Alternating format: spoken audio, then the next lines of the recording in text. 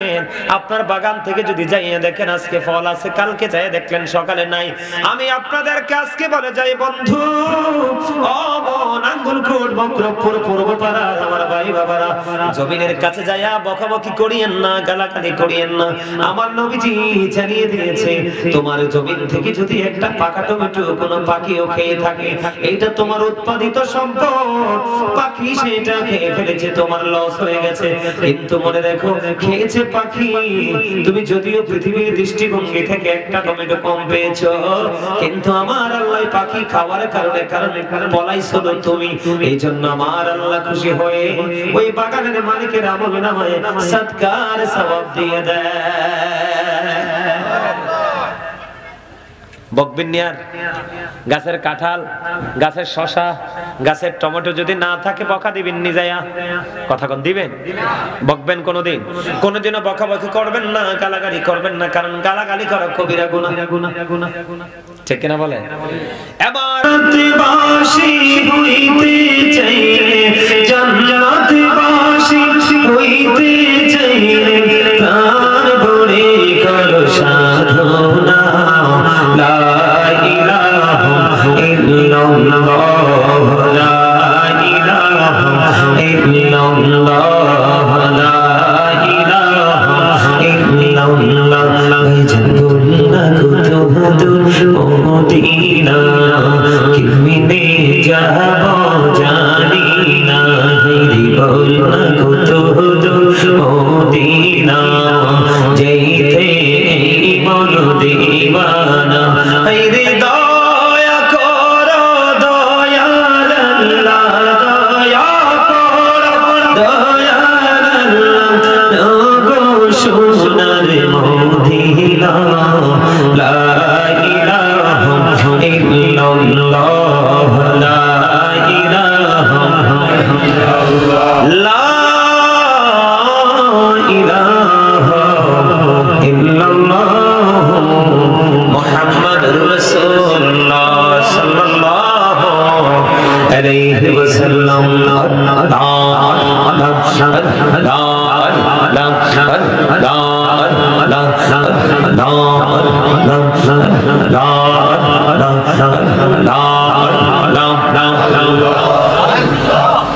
মহাব্বতে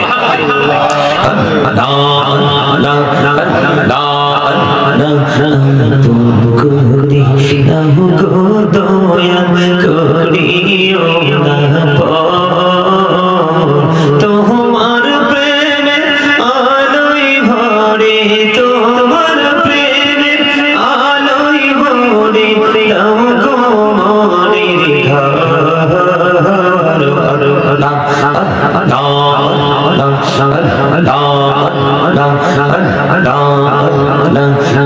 যমুনাতে একলা যখন ভাবি তোমায় নিয়ে, হৃদয়টাকে শীতল করি, হৃদয়টাকে শীতল করি, চোখেরই জল দিয়ে।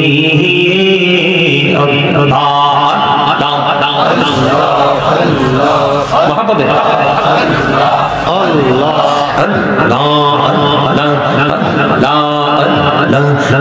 পৃথিবী বড়ই নিঠুর, নেই তো ভালোবাসা, আওয়ালাকে রে পাবো গো তোমায়, আওয়ালাকে রে পাবো গো তোমায়, এই তো মনে আশা।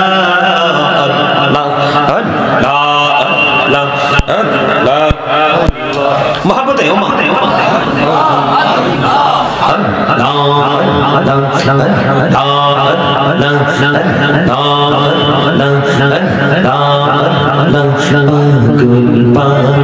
মনটা শুধু খোঁজে দিবানিশি, কেমন করে বলবো গো দয়াল, কেমন করে বলবো গো দয়াল, তোমায় ভালোবাসি।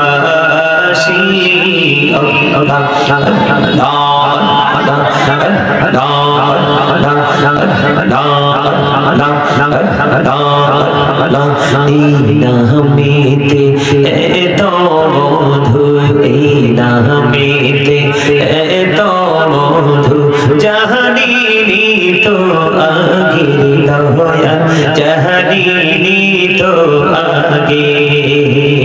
যতই যাবি নামটি তোমার, যতই যাবি নামটি তোমার, ততই মধুর লাগে দয়া, ততই মধুর লাগে।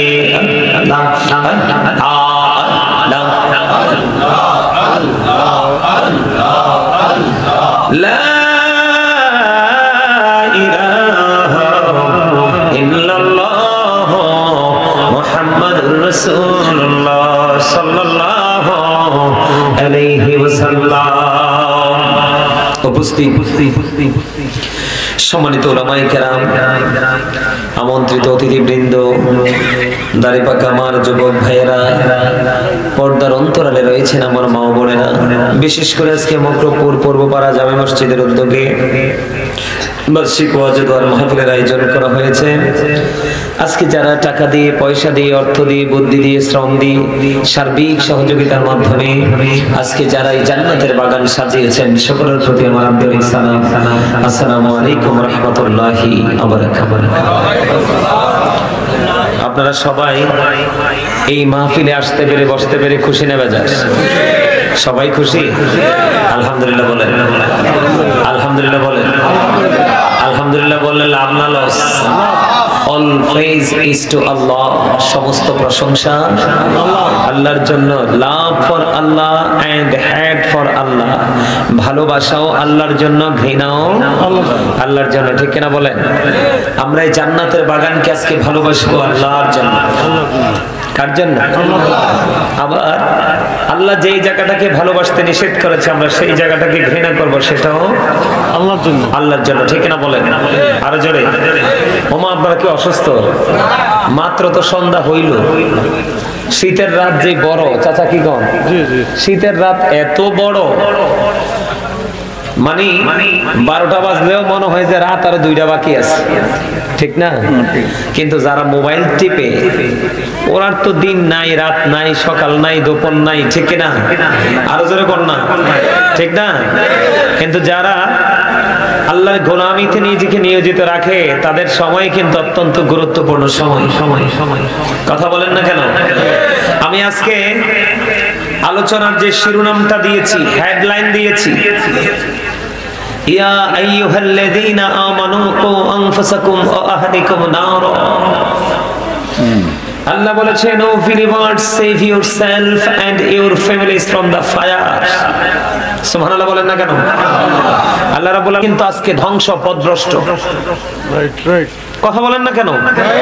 আমার কথা কি আপনাদের কাছে ভালো লাগছে না? আমার দিকে তাকান। কেন আমি যুবকদেরকে পথভ্রষ্ট, ধ্বংসস্তূপ হিসেবে আমি এক একটা যুবককে দেখছি? আর এই ভাবনা আমার মধ্যে কেন আসলো? এই যে একটা মোবাইল, এটা কি যুবকরা এত বেশি মোবাইলটাকে ইউজ করে এখন বর্তমান সময়ে? তারা আল্লাহ এবং আল্লাহর হাবিবকে নিয়ে ভাবার, তারা আমল করার এবং পরকাল ফিউচারকে নিয়ে ভাবার মতো যে চিন্তা তাদের মধ্যে কোনোভাবেই আসে না। কারণ তারা সর্বক্ষণ এটার মধ্যে থাকে। বলে, হুজুর, এটার মধ্যে থাকলে দোষ কি?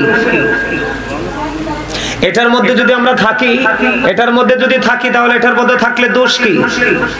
দোষটা হলো এটার মধ্যে যা কিছু আছে সব কিছু বেঈমান কাফেরদের। কার কথা বলেন? এটার মধ্যে যা কিছু আছে সবকিছু কার সংস্কৃতি? বেঈমান কাফেরদের সংস্কৃতি। আমার দিকে তাকান।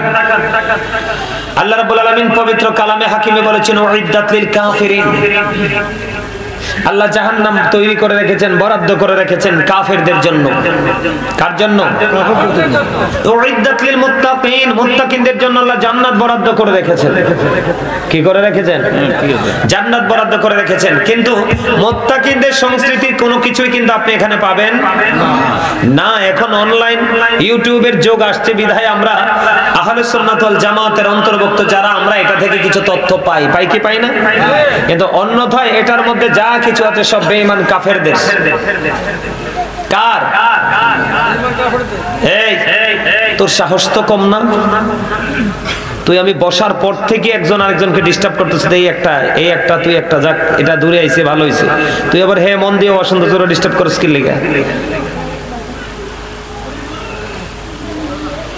এই জায়গাটাতে আসার কারণ হলো এই মোবাইলটার মধ্যে যা কিছু আছে সব বেঈমান কাফেরদের। এখন বেঈমান কাফের আপনার আবার বন্ধু না শত্রু? আল্লাহ রাব্বুল আলামিন বলেছেন, the heretics are the eternal enemy of the believers।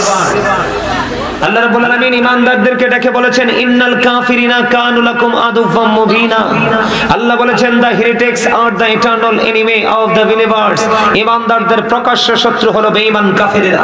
আজকে বেঈমান কাফেরদের সংস্কৃতি লালন করতে করতে করতে করতে আজকে দেখেন আমাদের যুব সমাজ সিনেমা, গান, বাদ্যযন্ত্র, আপনার কোলাহল পরিবেশে অপ্রয়োজনীয়ভাবে সময় দিতে বেশি পছন্দ করে।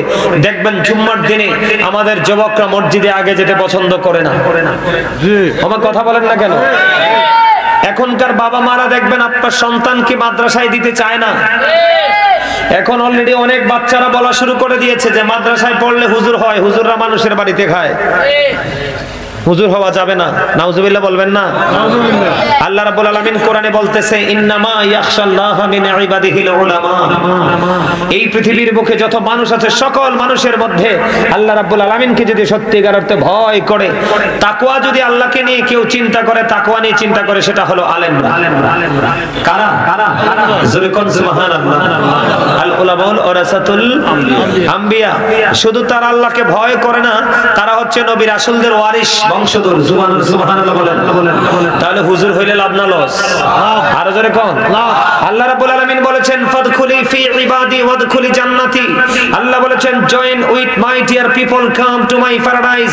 আল্লাহ বলেছেন, তোমরা আমার প্রিয়দের সাথে যুক্ত হও আর আমার জান্নাতে চলে আসো। তার কারণ হলো, behold verily the friends of Allah have nothing to bear or to regret। আল্লাহ রাব্বুল আলামিন বলেছেন, আল্লাহর ওলিদের কোনো ভয় নেই, তাদের কোনো দুঃখ নেই, তাদের কোনো চিন্তা নেই, তাদের কোনো টেনশন নেই, or to regret। তারা পরকালেও চ্যাম্পিয়ন। আওয়াজ তুলে বলেন সুবহানাল্লাহ। আরে আরো জোরে বলেন না সুবহানাল্লাহ। তাহলে আমাদের কার সাথে যুক্ত হওয়া দরকার? আল্লাহ যেটা বলেছে তার সাথে না? আরো জোরে বলেন না। এখন আল্লাহ যে বলেছে, আল্লাহ রাব্বুল আলামিনের হুকুম মানলে লাভ না লস? আরো জোরে বলেন, লাভ না লস? সম্মানিত উপস্থিতি, আপনার জীবনে আপনি যদি ইমানদার হন, কন্টিনিউ আপনাকে জিকির করতে হবে। কি করতে হবে? জিকির করতে হবে, কন্টিনিউয়াসলি জিকির করতে হবে। আপনি জিকির থেকে বিরত হতে পারবেন। আল্লাহ বলেছেন, ইয়া আইয়ুহাল্লাযীনা আমানু যিকুরুল্লাহা যিকরান কাসীরা ওয়াসাব্বিহুহু বুকরাতান ওয়াসীলা। আল্লাহ রাব্বুল আলামিন ইমানদারদেরকে ডেকে বলেছেন, তোমরা বেশি বেশি করে কি করো? আল্লাহর জিকির করো। সকাল টু সন্ধ্যা আল্লাহর পবিত্রতা ঘোষণা করো। হুজুর জিকিরটা কেমন করে করব? আল্লাহ বলেছেন, ফাযকুরুল্লাহা কিয়ামান, দাঁড়িয়ে দাঁড়িয়ে জিকির করো, বসে বসে জিকির করো, ওয়া আলা সুনুবিকুম, শুয়ে শুয়ে জিকির করো। বসে দাঁড়িয়ে শুয়ে যেই কোনো ভাবে জিকির করো, কিন্তু জিকির থামা কেন? জিকির থামা, জিকির থেকে বিরত হওয়া যাবে না। আমার দিকে তাকান। এখন আমাদের কাছে দুনিয়াটা অনেক বড় মনে হয়, এই জন্য আমরা আল্লাহ আল্লাহ রাসূলের জিকির থেকে দূরে। আজকে আমরা যদি 100% মুমিন হতে পারতাম, আজকে আপনাদের এলাকায় কি মানুষ নাই? সব মানুষ আসলে কি প্যান্ডেলে জায়গা হতো? হতো না। মানুষ এই জায়গাগুলো থেকে দিন দিন দূরে চলে যাচ্ছে। যত দেখবেন মসজিদ থেকে, মাহফিল থেকে, দিনের কাজ থেকে মানুষ দূরে চলে যাচ্ছে, মনে করবেন তত বেশি কিয়ামত কাছাকাছি চলে আসতেছে। কারণ যখন ইসলাম প্রকাশিত হয়েছিল, আবির্ভূত হয়েছিল, তখন ইসলাম ছিল গরিব, তখনও পৃথিবীর অবস্থা ভালো ছিল না। যখন আবার ইসলাম মানুষের হৃদয়ে আবার কি হয়েছে, মানুষের স্থান নিয়েছেন, মানুষের হৃদয়ে ইসলাম নিয়ে মানুষ গবেষণা করা শুরু করে দিয়েছেন, তখন পৃথিবীর অবস্থা আবার ভালো হয়ে গেছে। এখন আবার ইসলাম আপনার আমার কাছ থেকে গরিব হয়ে যাচ্ছে, পৃথিবীর অবস্থাও দিন দিন অবনতির দিকে যাচ্ছে। মনে রাখতে হবে, এটা কিয়ামতের আলামত। আমার দিকে তাকান। আল্লাহ বলেছেন, ওমাল হায়াতুদ দুনিয়া ইল্লা মাতাউল গুরুর। এই দুনিয়ার জীবনে, পৃথিবীর জীবনেটা, এই হায়াতটা একটা ধোঁকা ছাড়া কিছুই। তাহলে আজকে আমরা আসলটা ছেড়ে নকলের পিছে দৌড়াচ্ছি, সত্যবাদিতা ছেড়ে মিথ্যাবাদীর পিছনে আমরা সময় দিচ্ছি। সম্মানিত উপস্থিতি, এটা আপনার আমার জন্য কি নিয়ে আসবে? কাল বৈশাখী ঝড় ডেকে নিয়ে আসবে। বন্ধুরা আমার,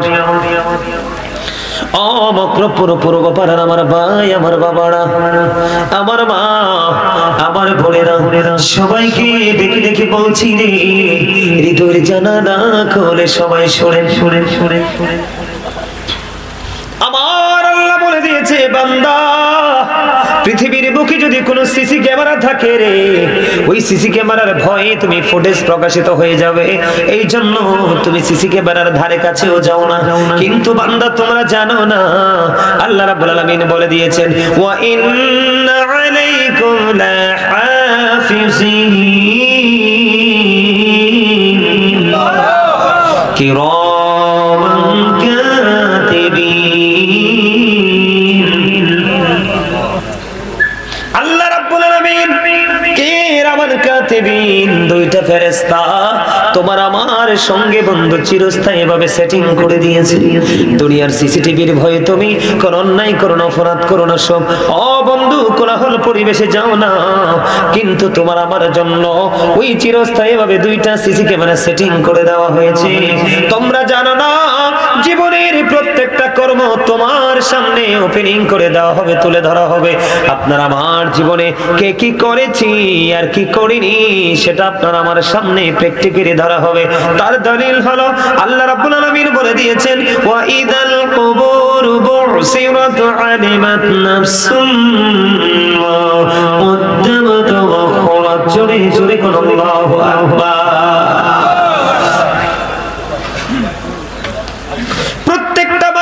জীবনে কে কি করেছে আর কি করেনি সব আপনার আমার প্র্যাকটিক্যালি আপনার আমার চোখের সামনে থাকবে। যখন কবরটা বন্ধ 100% কে 100% ওপেনিং করে দেওয়া হবে, জোরে জোরে আল্লাহু আকবার। কিন্তু ধরেন বন্ধু, এই যুগের মানুষ বেশিরভাগই বিপদগ্রস্ত। কি কথা বলেন না আপনার? এখনো তো 11টাও বাজে না, রাত কি বেশি হয়েছে? কথা বলেন, রাত বেশি হয়েছে? কথা বলেন, আপনার পেটে বেশি খিদা? তো কথা বলেন না কেন? আপনারা কি মনে করছেন এই জবান দিছে আল্লাহ রাব্বুল আলামিন ভোট বাদাম খাওয়ানোর লেগে, পান খাওয়ার লেগে, চা কফি বিস্কিট খাওয়ার লেগে? তো কি জন্য দিছে? আল্লাহ বলেছেন, remember me then I will remember you, ফাযকুরুনি আযকুরুকুম। আল্লাহ বলেছেন, তোমরা আমাকে স্মরণ করো, আমি তোমাদেরকে স্মরণ করব। এই জবান দিয়েছে আল্লাহর জিকির করার জন্য। আল্লাহ বলতেছে, আমি না, জবান আমার, কিন্তু কথাটা মূলত কার? আর যারা বলে না, কথাটা মূলত কার? আল্লাহ। বন্ধুরে আমার, আল্লাহ বলতেছেন, আপনার আমার জীবনে কে কি করেছি আর কে কি করেনি প্রেজেন্ট করে দেওয়া হবে রে। কি উপায় হবে বন্ধু সেদিন? এইদিকে আপনার আমার প্রাণের নবী তিনি বলে দিয়েছেন, বন্ধু, আল কবারু রুজাতুম মিন রিয়াদিল জান্নাতি ওয়া হুফরাতুম মিন হুফারিন নার। আমার আপনার প্রাণের নবী বলে দিয়েছেন, বন্ধু, কবরটা জান্নাতের একটা বাগান হবে, জাহান্নামের একটা গর্ত হবে।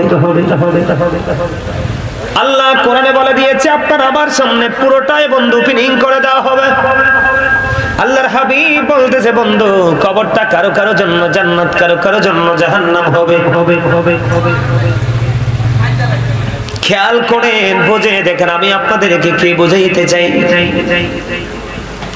এই পৃথিবীতে আপনি আমি নিজের মতো করে বন্ধু ঘোরাফেরা করতে পারি, বিচরণ করতে পারি, কিন্তু পারটা আপনার আমি নিজের মতো বিচরণ করতে পারবো না।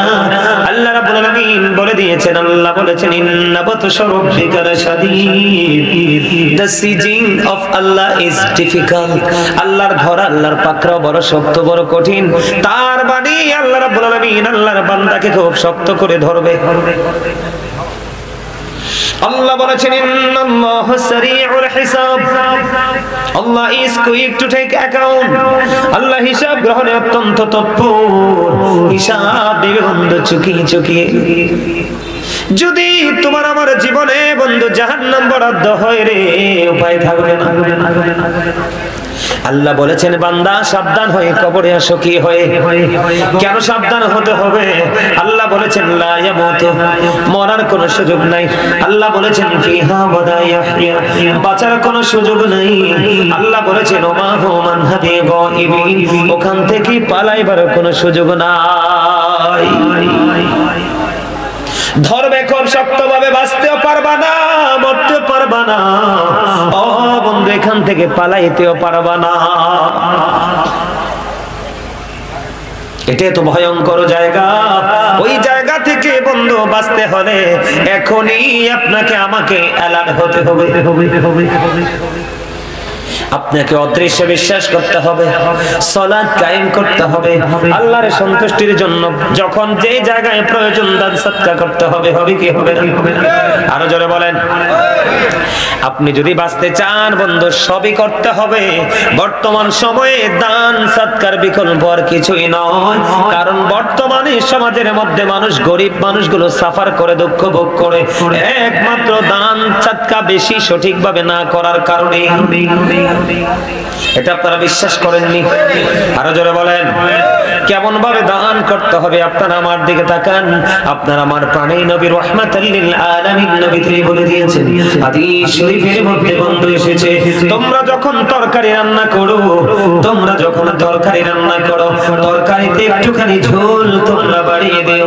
ইয়া রাসূলুল্লাহ, ইয়া হাবিবাল্লাহ নবী গো, তরকারির মধ্যে ঝোল কেন বাড়িয়ে দিতে হবে গো নবী? আপনারা আমার প্রাণের নবী বলে দিলেন, তোমার আশেপাশে যে গরিব মানুষ আছে, তোমার ঘরে মাছ আনার ক্ষমতা আছে, গোশত দিয়ে খাওয়ার ক্ষমতা আছে, কিন্তু তোমার পাশে যে গরিব দুস্থ অসহায় মানুষ আছে রে, ও বন্ধু, তার তো সটকে আনার ক্ষমতা নাই। তুমি যদি তরকারিতে যদি ঝোল একটুখানি বাড়িয়ে দিতে পারো রে, তুমি তরকারির ঝোল একটা বাটি তোমার পাশে গরিব মানুষকে দিতে পারবা। সুবহানাল্লাহ বলেন না? আর যারা বলেন। এবার বন্ধু এখন সব ধরনের দান, আপনি তরকারি দেন, পোশাক দেন, টাকা দেন, পয়সা দেন। আপনার আমার গ্রামের মধ্যে আশেপাশে গরিব মানুষ আছে না নাই? আর যারা বলেন আছে না নাই? বন্ধু আপনার আমার প্রাণের নবীকে মা আয়েশা সিদ্দিকা রাদিয়াল্লাহু তাআলা প্রশ্ন করলেন, ইয়া রাসূলুল্লাহ, ইয়া হাবিবাল্লাহ নবী গো, ও প্রাণের নবী, আমার দুইজন প্রতিবেশী আছে গো। কয়জন প্রতিবেশী? আমার দুইজন প্রতিবেশী আছে ইয়া রাসূলুল্লাহ, আপনি বলে দেন আমি কাকে আগে দিব? আপনার আমার প্রাণের নবী ডাক দিয়ে বলেছেন, যে ফ্যামিলিটা তোমার ঘরের ঘরে কাছাকাছি, ওই পরিবারকে তুমি আগে দাও। তার মানে তোমার কাছের মানুষকে তুমি আগে দাও, এরপরে তুমি দূরের মানুষকে দাও, কারণ তোমার কাছ থেকে পাওয়ার হক আগে তোমার পাশের প্রতিবেশীর। জোরে জোরে বলুন সুবহানাল্লাহ। এবার নাঙ্গলকোট পূর্বপাড়া মক্রপুরের ভাই আমার বাবারা, আমার মা, আমার বোনেরা, আপনাদের মনের মধ্যে প্রশ্ন আসতে পারে, বলে হুজুর আমি যদি এমন ভাবে দান করি বা খাওয়াই, যেটাই করি আমার লাভটা কেমন হবে? এটার একটা এক্সাম্পল আমি একটা হাদিস শরীফ থেকে দিব বন্ধু। একজন পথচারী আসলেন, একজন ক্ষুধার্ত ব্যক্তি আসলেন, এসে আপনার আমার প্রাণে নবীকে ডাক দিয়ে বলছে, ও আজকে খারাপ লাগে আপনাদের কাছে? খারাপ লাগে? তাইলে এলোমেলো চতুর্দিকে তাকানো যাবে? যে আপনারা যারা আছেন তারা সবাই এদিকে তাকাবেন, আমার দিকে তাকাবেন। ওয়াজটা কি সারা রাত হবে নাকি রাতের কিছু অংশ হবে? রাতের কিছু অংশে চলবে। এই কিছু অংশের, রাত্রের এই কিছু অংশের ওয়াজের সময় দেওয়া বসাটাই হতে পারে আপনার আমার জন্য নাজাতের উসিলা। কথা বলেন ঠিক না ঠিক? আরো জোরে। এটা আপনার আমার জন্য কি হতে পারে? এই মিয়া ভাই ভিতরে, সবাই ভিতরে আসেন। আমি আপনাদের কাছে আসছি, সারা রাত ওয়াজ করব না, কিছুক্ষণ ওয়াজ করব, তারপরে চলে যাব। যদি আপনাদের বসার কি ইচ্ছা না থাকে তাহলে এই গেটে দাঁড়াবেন না দয়া করে। এটা মাহফিলের সৌন্দর্য নষ্ট হয়, ঠিক না বলেন? প্যান্ডেলে যদি না বসেন এসে, তাহলে এখানে দাঁড়াবার কোনো দরকার নাই। বন্ধুরে আমার দিকে তাকান, আমি কি বলতে চাই, ওয়াজ থেকে সবাই হেদায়েত হবে না, ওয়াজ সব মানুষের জন্য নয়। আমার নবীজি বলে দিয়েছেন ওয়াজ হলো বিবেকবান মানুষের জন্য, এটা জ্ঞানী মানুষের জন্য, কারণ এই জায়গাটা থেকে দুনিয়া এবং আখিরাতের শিক্ষা দেওয়া হয়। এই জন্য বন্ধু এই নিয়ামত আপনারা নিয়ে যাবেন। নবীজির কাছে আসলেন, খবর শোনেন, দান করলে, মানুষকে দান করলে, খাওয়াইলে, দিলে কেমন বরকত, কেমন খুশি আমার আল্লাহ হয়। যখন আমার নবীজির কাছে খাবার চাইলেন, আমার নবীজি ওনার বাসায় ওনার খবর পাঠালেন।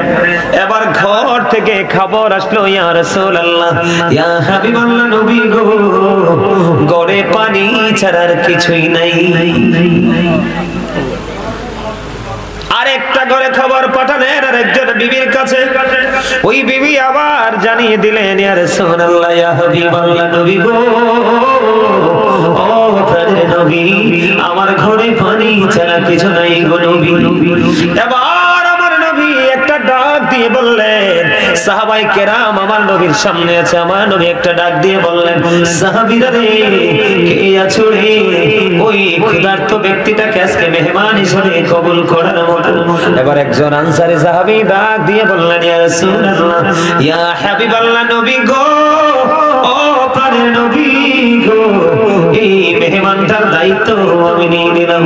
নবীজি খুশি হয়ে আনসারী সাহাবীকে বন্ধ দায়িত্বটা দিয়ে দিলেন। আপনারা খেয়াল করেন আমার কথাগুলো আমি কি বুঝাইতে চাই আপনাদেরকে। আনসারী সাহাবী মেহমান নিয়ে চলে গেলেন বাড়িতে। বাড়িতে যাওয়ার পরে এবার একটা ডাক দিয়ে বললেন, বিবি, বিবি রে, ঘরে কোনো খাবার আছে? এবার বিবি উত্তর দিলেন, স্বামী, স্বামী গো, ঘরে আমাদের যে ছোট্ট একটা বাচ্চা আছে, আনসারী সাহাবীর একটা বাচ্চা আছে। ইয়া রাসূলুল্লাহ, নবী গো, আমি আমার প্রাণের নবীর কাছ থেকে মেহমানটা চেয়ে আনলাম, কিন্তু ঘরে তো কোনো খাবার নাই, ছোট্ট বাচ্চার একটুখানি খাবার আছে। বিবিকে আবার ওই আনসারী সাহাবী একটা ডাক দিয়ে বললেন, বিবি, বিবি রে, আজকে যখন সন্ধ্যা হবে তুমি প্রদীপটা নিভাইয়া দিও, প্রদীপটা নিভাইয়া দিও, বাচ্চাটাকে কৌশলে ঘুম পাড়াইয়া দিও। ওই বাচ্চার খাবার আমি আজকে মেহমানকে খাওয়াবো, কারণ আল্লাহর প্রিয় হাবিব, হাবিবুল্লাহর কাছ থেকে আমি মেহমানটা চেয়ে নিয়েছি। আবার যেমন কথা বন্ধু বিবি তেমন কাজ করলেন, বাচ্চাটাকে কৌশলে প্রদীপ নিভাইয়া ঘুম পাড়াইয়া দিলেন। ঘুম যখন পাড়িয়ে দিল, এবার বন্ধু মেহমানকে রাতের বেলা ওই বাচ্চার খাবারটা খাওয়ালেন। রাত্রটা ফুরিয়ে গেল, সকাল যখন হলো, ওই আনসারী সাহাবী মেহমান নিয়ে নবীজির দরবারের দিকে রওনা দিল। আমার নবীজি, ওই আনসারী সাহাবী যখন নবীজির দিকে আসতেছে, দেখে আমার নবী শুধু মুস্কি মুস্কি হাসে রে। ও বন্ধু, জোরে জোরে বলো সুবহানাল্লাহ। আপনারা আসার সময় খাইয়ে আসেন নাই? আপনারা না জানেন গাজী সুলাইমান মাইক ধরলে মাইক ছাড়তে দেরি হইব? কি কোন দাদা? হ্যাঁ, মাইক ধরলে মাইক ছাড়তে দেরি হইব। গত বছর তো আপনাদের সাথে এসে আলোচনা করে গেছিলাম। গত বছরের আপনাদের আচরণ দেখেই বছর আসছি আমি। এক জায়গায় 2 বছর যাই না, এক জায়গায় 2 বার যাই না। এই কারণে যেখানে যাই লম্বা সময় আলোচনা করি। আপনারা কি বিরক্ত হচ্ছেন? এই ওয়াজটা করাতে বিরক্ত হচ্ছেন? আজকে দেখেন আপনার আশপাশে সারা বাংলাদেশের গরিবরা কিন্তু সাফারিং এর মধ্যে আছে, যাচ্ছে দি। গরিবরা যতই কষ্ট পাক, বিশেষ করে টাকা হাওলাত চাইলে টাকা দেয় না, অথচ হাওলাত টাকা দিলে এমনি আল্লাহর রাস্তায় দেওয়ার চাইতে হাওলাত টাকা দিলে বেশি সওয়াব। সুবহানাল্লাহ বলেন না? হ্যাঁ, এবার কি করলেন? আমার আপনার প্রাণের নবী আনসারী সাহাবীর দিকে তাকায়া তাকায়া হাসে রে। এবার কাছাকাছি যাওয়ার পরে আপনার আমার প্রাণের নবীকে প্রশ্ন করা হলো, ইয়া রাসূলুল্লাহ, ইয়া হাবিবাল্লাহ, নবী গো, ও প্রাণের নবী, মুস্কি হাসার কারণ কি গো নবী? এবার আমার নবী একটা ডাক দিয়ে বললেন, ও সাহাবী রে, তুমি গতকালকে মেহমানের সাথে যে আচরণ করেছো, এই আচরণে আমার আল্লাহ অনেক বেশি হয়েছে। আমি সে খবর পেয়ে গেছি রে, এই জন্য আমি নবী তোমাকে দেখে মুস্কি হেসেছি। এটা কি দান কিনা? কথা বলেন না কেন? আরে ভাই, আপনার আমল নামায় সদকার সব চলে আসবে। মানুষকে শুধু যে হুজুর মানুষকে খাওয়াইলে সওয়াব হবে এমনটি নয়। আপনাদের এলাকায় কৃষি কাজ করে না মানুষ? টমেটো ক্ষেত করে কি করে না? আলু ক্ষেত করেনি, গম ক্ষেত করেনি, সরিষা এখন আসেনি, কথা বলেন না আছে না নাই? ফুলকপি আসেনি, বাঁধাকপি, কুমড়া ক্ষেত, লাউ ক্ষেত, বেগুন ক্ষেত। এমনি করে করে মানুষের নিত্যদিনের চাহিদা পূরণ করার জন্য যে দ্রব্য সামগ্রী, এর মধ্যে কাঁচা সবজি যেটা এটা মানুষের জীবনে অবর্ণনীয় গুরুত্ব রাখে, এমন বাগান যদি কেউ করে থাকেন, আপনার বাগান থেকে যদি যাইয়ে দেখেন আজকে ফল আছে, কালকে যাই দেখলেন সকালে নাই, আমি আপনাদেরকে আজকে বলে যাই বন্ধু, ও বোন, আঙ্গুলকোট, বক্রপুর, পূর্বপাড়া আমার ভাই বাবারা, জমিনের কাছে যাইয়া বকাবকি করিয়েন না, গালাগালি করিয়েন না। আমার নবীজি জানিয়ে দিয়েছে, তোমার জমিন থেকে যদি একটা পাকা টমেটো কোনো পাখিও খেয়ে থাকে, এটা তোমার উৎপাদিত সম্পদ, পাখি সেটা খেয়ে ফেলেছে, তোমার লস হয়ে গেছে। কিন্তু মনে রেখো, খেয়েছে পাখি, তুমি যদিও পৃথিবীর দৃষ্টিভঙ্গি থেকে একটা টমেটো কম পেয়েছো, কিন্তু আমার আল্লাহ পাখি খাওয়ার কারণে পলাইছো তুমি। এই জন্য আমার আল্লাহ খুশি হয়ে ওই বাগানের মালিকের আমল নামায় সদকার সওয়াব দিয়ে দেয়। বকবেন নি আর? গাছের কাঁঠাল, গাছের শশা, গাছের টমেটো যদি না থাকে বকা দিবেন নি যায়া? কথা কোন দিবেন? বকবেন কোনদিন? কোনদিনও বকাবকি করবেন না, গালাগালি করবেন না, কারণ গালাগালি করা কবিরা গুনাহ। ঠিক কিনা বলে? এবার আসেন বন্ধু, আমার দিকে তাকান। নবীজির অর্ডার মানলে, দান সদকা করলে, মানুষকে খাওয়াইলে, বস্ত্র দিলে কেমন লাভ হবে রে? একদিন হাদিস শরীফের মধ্যে এসেছে বন্ধু, একদিন হযরতে আবু হুরায়রা পেটের খিদায় অস্থির হয়ে গেছে, কোনো খাবার নাই রে, কোন ধরনের কোনো খাবার নাই। এবার তিনি পেটের খিদা সইতে না পেরে ধীরে ধীরে ধীরে ধীরে তিনি রাস্তার মধ্যে নেমে এসেছে। রাস্তার মধ্যে যখন নেমে আসলো, রাস্তায় নেমে আসছে, ঠিক এই মুহূর্তে আবু হুরায়রার নিকট দিয়ে যাচ্ছিলেন আপনার আমার প্রাণের নবী। নবীজি যখন আবু হুরায়রাকে বন্ধু দেখতে পাইলেন, দেখতে পাওয়ার পরে এবার আবু হুরায়রাকে ডাক দিয়ে বললেন, আবু হুরায়রা চলো চলো রে, আমার সঙ্গে চলো। নবীজি সঙ্গে সঙ্গে নবীর বাড়ি পর্যন্ত নিয়ে গেলেন। নিয়ে যাওয়ার পরে খবর পাঠালেন বিবির কাছে, বিবি রে ঘরে কোনো খাবার আসেনি। আমার নবী বুঝতে পেরেছে আবু হুরায়রা পেটের খিদায় রাস্তায় নেমেছে। বিবি উত্তর দিলেন, ইয়া রাসূলুল্লাহ, ইয়া হাবিবাল্লাহ, নবী গো, আমাদের ঘরে একটা বাটি এক পেয়ালা দুধ আছে। সুবহানাল্লাহ বলেন না? কয় পেয়ালা দুধ আছে? একটা পেয়ালা দুধ আছে গো নবী। এবার আপনার আমার প্রাণের নবী যখন বললেন একটা পেয়ালা দুধ আছে, খবর পাইলেন। এবার আবু হুরায়রা একটা ডাক দিয়ে বললেন, বন্ধু আবু হুরায়রা একটা ডাক দিয়ে বললেন, আমার নবী রে, আবু হুরায়রা যাও যাও যাও, সুফফাবাসীদেরকে ডাইকা নিয়ে আসো। এবার আবু হুরায়রা মনে মনে কয়, আমারে তো এক বাটি দিতে হবে না, আমি তো পেটের খিদায় অস্থির, সইতে পারি না, রাস্তায় নেমে এসেছি। আমার নবী বলতেছে সুফফাবাসীদেরকে ডাইকা নিয়ে আসতে, এক পেয়ালা দুধ তো আমারই হবে না, আমি সুফফাবাসীদেরকে কি খাওয়াবো? এবার কি করলেন? নবীর কথা অমান্য করা যায় না, সুফফাবাসীদেরকে বন্ধু ডাইকা নিয়ে আসলেন। ডাইকা নিয়ে আসার পরে নবীজি একজন একজন একজন একজন করে সমস্ত সুফফাবাসীদেরকে দুধ খাওয়ালো, কিন্তু বাটি থেকে দুধ এখনো ফুরায় না। সর্বশেষে আমার নবী আবু হুরায়রাকে বললেন, রে আবু হুরায়রা, আসো দুধ পান করতে আসো। একবার পান করলেন, নবীজি বললেন আবার করো। আবার পান করলেন, নবীজি বললেন আবার দুধ পান করো। আবার আবু হুরায়রা ডাক দিয়ে বলে, ইয়া রাসূলুল্লাহ, ইয়া হাবিবাল্লাহ, নবী গো, ও প্রাণের নবী, আমার পেটে তো আর জায়গা নাই। সুফফাবাসীদেরকে খাওয়ালেন, পেট ভরে দুধ খাওয়ালেন হযরতে আবু হুরায়রাকে। সর্বশেষে আমার নবী দুধ পান করলেন। তাহলে নবীর কথা মানলে লাভ হয় না লস হয়? বরকত হয় নাকি বরকত দূরে চলে যায়? শুধু এখানে একান্ত নয় বন্ধু, খন্দকের যুদ্ধের সময় হযরতে জাবের রাদিয়াল্লাহু তাআলা আনহু ওই যুদ্ধের ময়দানে আসলেন, আপনারা আমার প্রাণের নবীকে ডেকে বললেন, নবী গো আমার বাড়িতে কিছু খাবারের আয়োজন করেছে গো নবী, আমার বাড়ি কিছু আনসারী সাহাবী নিয়ে চলুন চলুন চলুন, কিছু মুহাজির কিছু আনসার নিয়ে চলুন। খেয়াল করেন বন্ধু, খেয়াল করেন আমার নবী কি শিক্ষা দিয়েছে। আমরা বন্ধু দুনিয়ার আরামটাকে এত বেশি বিলাসী ভাবে নিয়েছি, কিন্তু এই আরাম তো চিরস্থায়ী না। গতকালকের আগের দিন খেয়াল করেন, গতকালকের আগের দিন আমার সম্পর্কে ভাতিজি হয়, হঠাৎ করে বুকে ব্যথা পেটে ব্যথা, হসপিটালের ডাক্তারের কাছে নিছে, রাখে নাই, আরেকটা লোকাল হসপিটালে নিছে, নিকটস্থ স্বাস্থ্য ক্লিনিকে নিছে, রাখে নাই, পরে কুমিল্লা মেডিকেল কলেজে আনছে।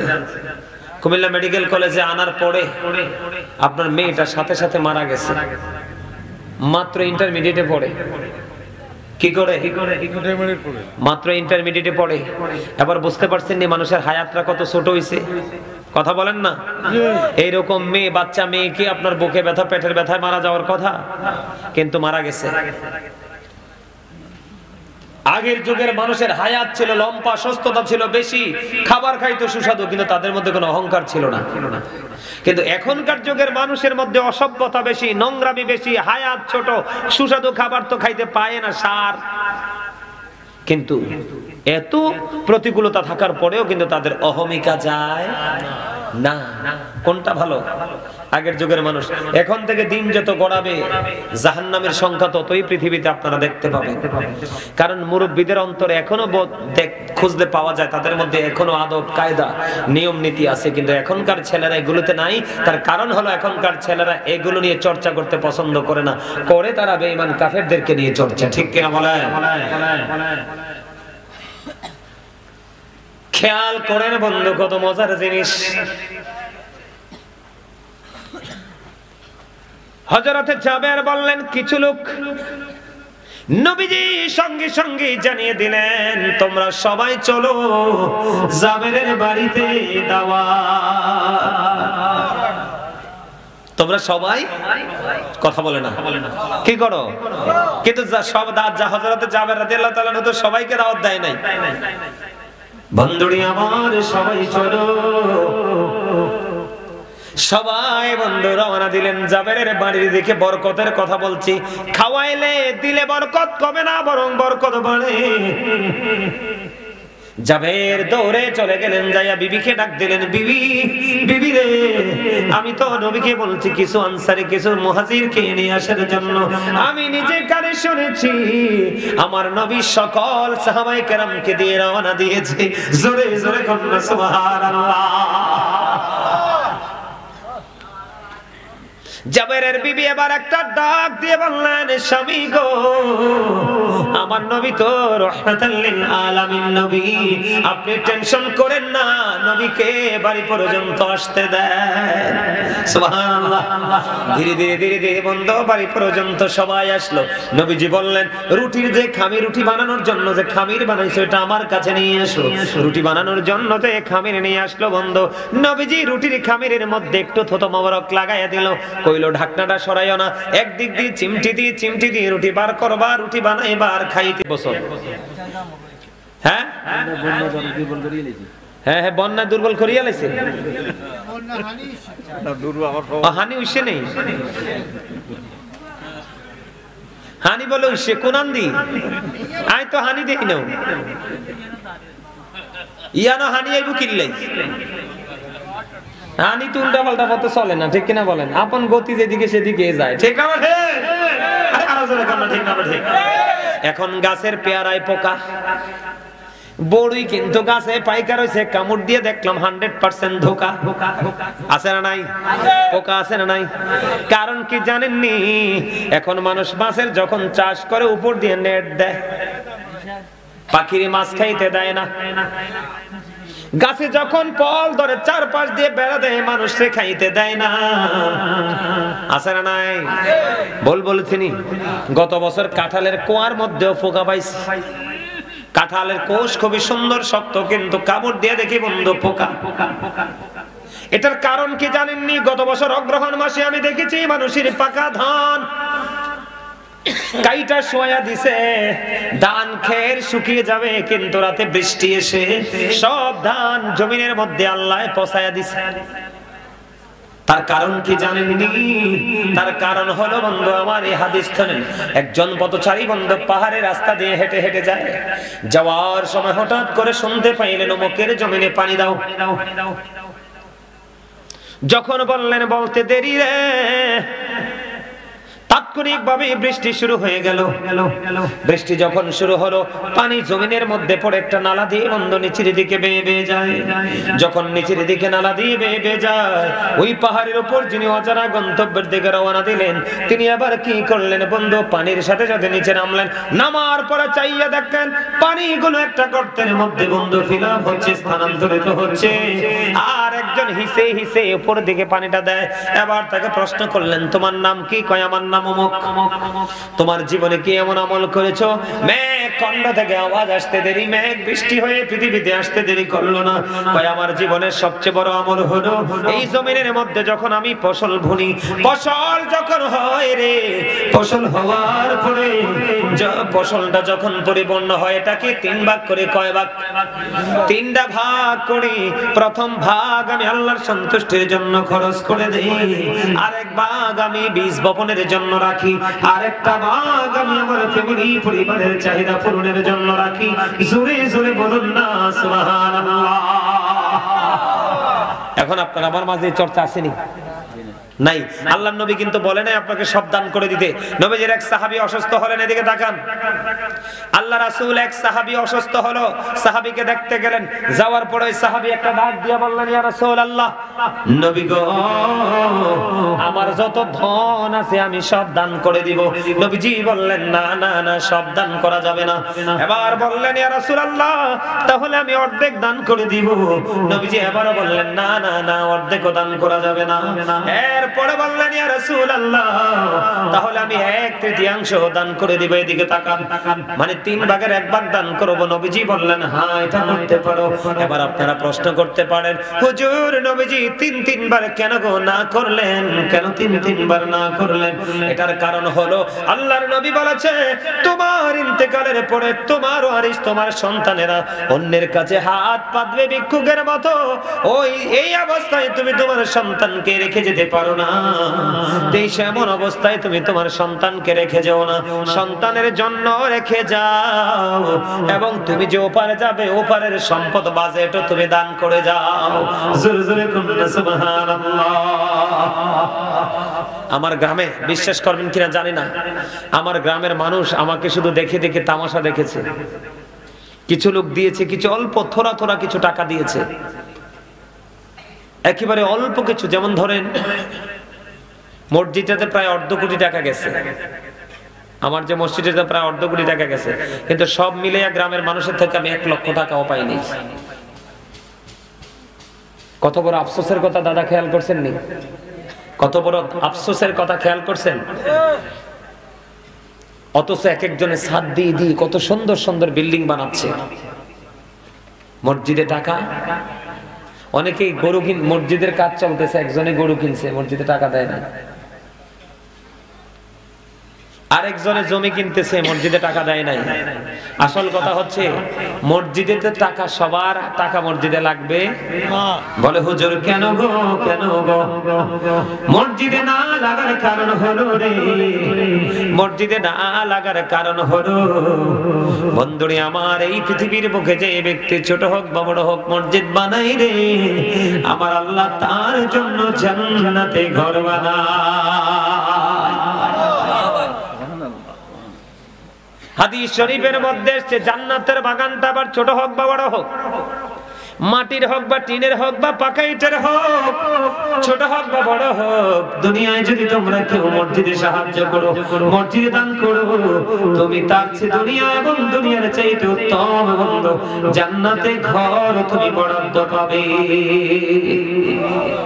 সুবহানাল্লাহ বলেন না? আরো জোরে বলেন। এই জন্য বলছি, আপনার জমিনে ফসলও তো ভালো হয় না। ছেলে এখন দেখবেন ম্যাক্সিমাম, আমার কথা যদি অযৌক্তিক হয় বললেন, দেখবেন এখন বাংলাদেশের অসংখ্য ছেলেরা বিদেশে যাওয়ার পরে কাজ পায় না। ওমা কথা কয় না, তাহলে মনে আপনাদের মক্তবপুরে এরকম ঘটনা ঘটে নাই? অসংখ্য ছেলেরা বিদেশ থেকে কাজের কোনো হদিস। কেন হদিস নাই জানেন?